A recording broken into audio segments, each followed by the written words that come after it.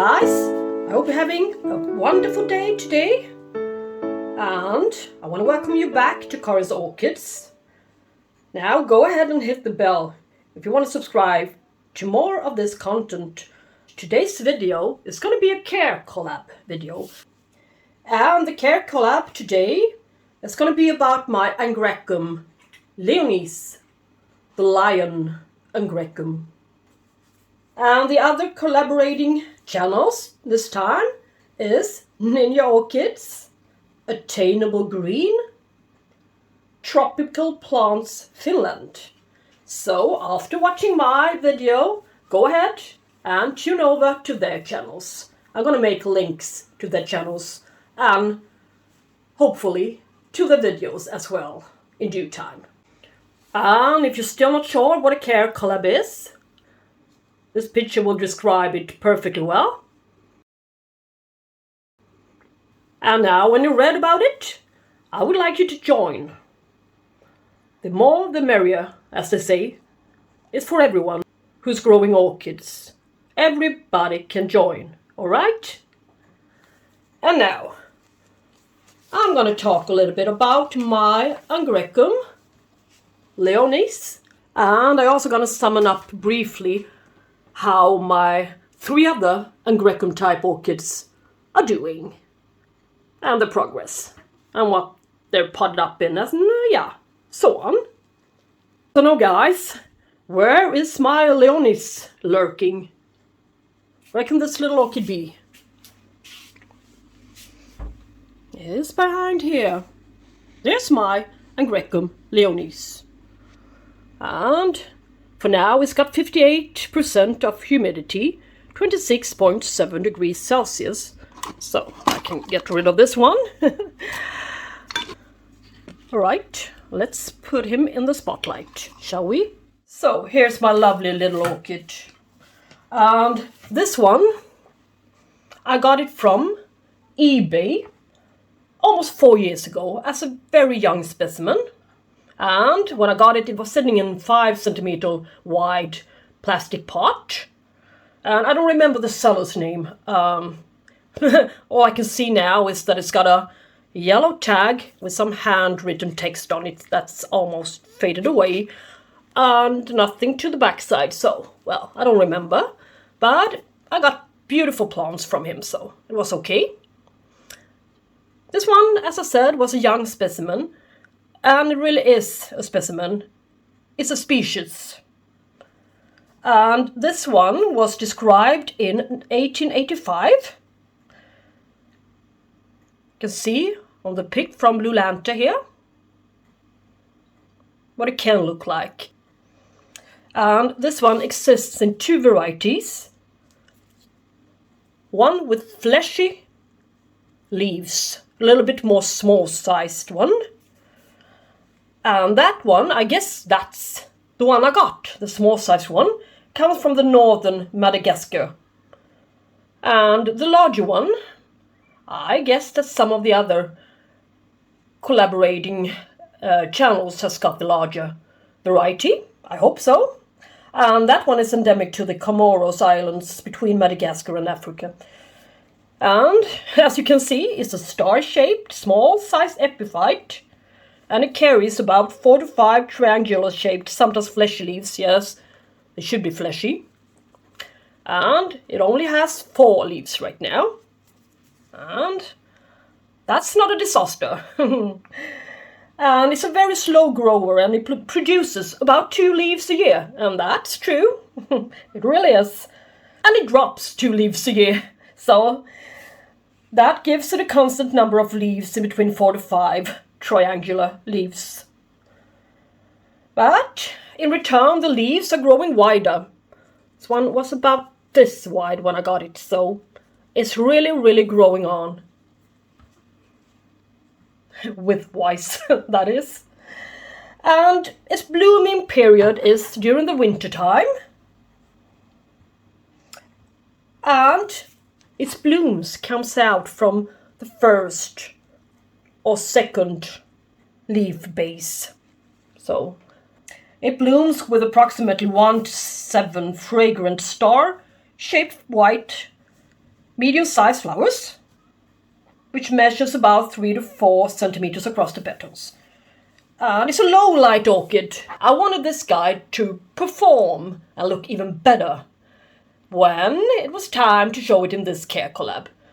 But shortcuts are sometimes longer roads, aren't they? So I put him in a more sunny position with less humidity. And it ended up losing its leaf here at the base. So that happened currently. And it also shriveled up a little bit. So now it's looking worse than it ever has been. So not a good thing to change a winning concept, is it? And what else? It can tolerate intermediate to low light, but don't place it in the bright daylight, alright? And it needs, well, a real good amount of humidity, around 75 to 85 during summertime, when the air is really dry in an apartment like mine. And in the wintertime, you can reduce the humidity to about 65%. As you saw, I had 58. It was okay. Alright? And they are not heavy feeders. And you should flush the substrate quite often. They don't like salt accumulation. Alright? That will make the leaves wrinkle and yellow and drop off. Both salt accumulation as well as draft. Since it's got quite a shallow root system here, this one really needs to have sufficient water evaporation down there to the top. As for this guy sitting in leca culture, water culture, it's not enough for it, I think. And yeah, as for other Angraecums, this guy needs a slight difference between the day and night temperature to get it into bloom. Yes, and I tried that with my Angraecum Sesquipedale times Bosserii, and it did the trick for it. It did bloom a couple of months ago, this autumn. In November of 2020, it bloomed for the first time. You can see the old flower spike there. And it's got a heavy root system, so... Well, I just happened to place it outside on my balcony. Yeah, I thought it was hot enough outside, but it wasn't. But it did the trick. I brought it inside again, but that little thing, that little change of temperature could have made the whole difference for having it bloom or not bloom. And today I will repot this guy with you. Why, you wonder? Yeah, you can see all the algae build up to the sides. That's eating up all of the nutrients. And it can also be rotting inside here, the algae. So I would like to take it out of its pot. And this one has been sitting in semi-hydroculture since June. In this pot since June. So, yeah, it's almost a year now. And, well, it seems to enjoy it, I think. But I want to achieve that the water evaporation goes a little bit more up here. And now I know how to make it manageable. Yesterday, exactly 24 hours ago, I rinsed, boiled, and put my leca beans, the small size leca beans, into a bucket of water. See for yourself here. So now I rinsed the very small size leca for my Angraecum Leonis the day before. I'm going to show you my plant, and I'm going to measure the TDS, parts per million, after having boiled these leca beans for at least 1 hour, and now rinsing them thoroughly a couple of times and then place them into pure tap water. See? Yeah, 107, it says. Let's see what it measures in 24 hours. And now I would like to measure it again and see how high the parts per million is today. Yes. What? This cannot be true. That's great. That's really great. That's the best result I've seen so far. So, I feel that these small-sized leca beans are really safe to use now for my lovely little Angraecum. Really small-sized leca and some pieces of pumice and a little bit of charcoal to disinfect the media a little bit. Down you go. And this is to make it a little bit more airy. Just a little bit. Yay. Alright. This could be enough. Mix it. Now, to the crucial part. Let's see what the roots look like. It only had 2 viable short roots. I think they were about 1 centimeter long each when I repotted it. Or shall we say transitioned it from bark media to semi-hydroponics in June.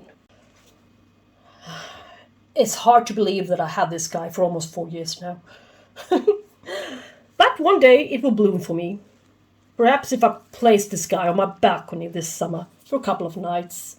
Cold nights, that is. And a nice fellow on YouTube told me to stick it up like this. Since I didn't have any roots, it was really wobbly, and I would like the roots to attach nicely. So, it's a good thing, a really good thing. So I'm gonna do the same procedure again with some new sticks, or shall we say sticks. Yeah. Oh, crucial moment. Okay, I don't know. Do you really find this one to be a little bit overpotted, or what? Yeah, just get rid of that guy. Alright, but this is better than 2 1 centimeter long ones. At least now I got 1, 2, 3, 4. 4, yeah, live roots. And I can rinse him down here a bit. See what's hiding. If there's anything nasty, I would like to get rid of it.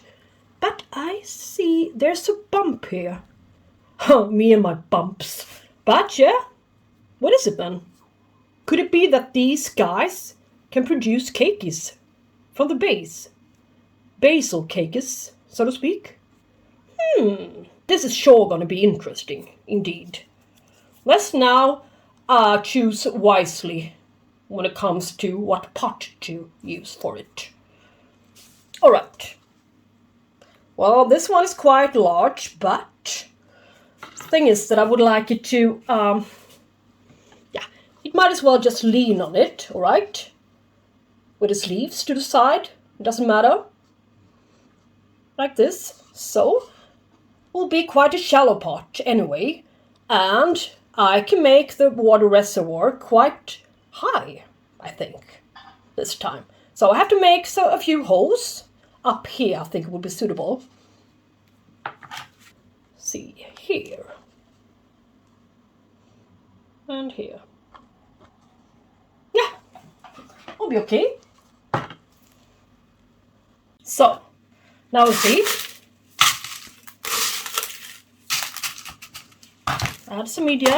Let's see, where's the holes? Yeah, here. Down with the orchid.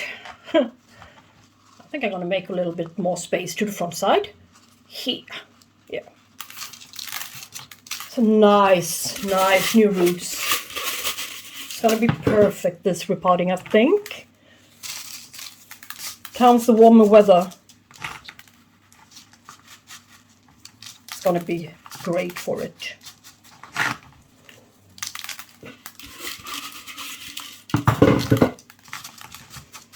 Yes. And I would like to place a layer of lovely aquarium sand.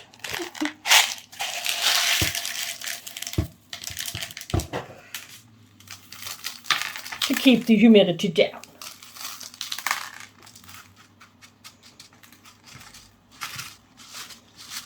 Yeah. And now to the crucial part, and the most important part as well. I'm gonna cut my barbecue sticks. See how I can tie them up properly. Be like this. And use the other one here. And tie them like this to one another.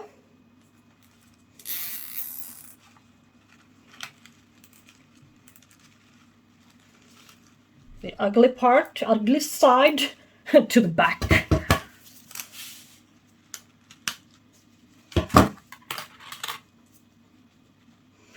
Yeah, it's still a bit wobbly, so the same procedure one more time. Yay! And yay! Watch out for the new leaf. Let's fill the reservoir up with some water. Take my watering can, the largest one I can find. Yeah. So yeah. Alright. And I'm still gonna spray it. This time I'm gonna use my air plant mist. I got a lot of air plant mist. And spray the leaves with it to make them a little bit more hydrated now when it's been through all this lot that I've been putting this guy through lately. Alright, and what now? I'm going to put him in a regular plastic brown pot, like this. Why? Yeah, to prevent algae build-up to the sides. Even though he's sitting far from the window, doesn't matter, he's still got his LED light. And place him into a regular white container. Yeah, I think it looks nice enough. Alright. Now he's repotted, my little lion-shaped favorite Angraecum. And I'm gonna flush him once a month, perhaps. And see too that the water reservoir is filled up all of the time. All of the time. You should really keep an eye on guys like these, that they are thoroughly saturated on top here. Since it's got such a shallow root system, that's a really important matter. And I would like to show you this lovely Angraecum. One of the 4 I've got is the one from Swarta. And it's called Angraecum Germinyanum. Yeah, whatever. I just wanted to tell you that it's growing on and it's sitting, well, almost next to my humidifier. Still, its top leaves, or shall we say, it's somewhat terminal leaves here. It would have been a dendrobium instead. Well, they're quite wrinkly, so these guys really needs the moisture as well as their humidity. It's not good to forget to water an Angraecum. And this one is sitting in dampened light. And well, it seems to like it, so I'm satisfied with this orchid as well. And this is my lovely large Angraecum Sesquipedale variation Bosserii. I can show you a pop-up of its lovely blooms. It gave me for the first time in November last year. Look at all the lovely root growth. This is an amazing plant. And it's still got green root tips as well. And it's twice the size as when I got it 4 years ago. And it's been sitting in semi-hydroponics the last couple of years now. And it seems to enjoy it. And last but not least, this is my lovely little Angraecum Didieri, the one I showed you in one of my Bloom and Spike videos. And I thought this little thingy was going to develop to a flower spike, but I think I'm wrong. Since at the same time it started to develop this one, this little thingy, it also lost its new leaf in the middle of the apex. So, well, I placed a little bit of cinnamon to it and I ripped the leaf off. Finally I did, and it was so close to being thrown in the bin. Too sad to say that, but today I'm lucky that I didn't, because it's producing another leaf, a new leaf, at the apex, at its regular growing point up here. So this orchid is not due to the bin. This one is healthy now, and I've just discovered it today, so I'm really, really happy. Angraecum Didieri. Thank you so much for watching my little CareCollab, and if you like my video, please press thumbs up, and as well as subscribe to my channel if you like my channel, and see you soon again in another CareCollab. Now, tune into the other channels and see what their Leonis are up to. Take care and have a really nice day. Alright, bye bye from Karins Orchids.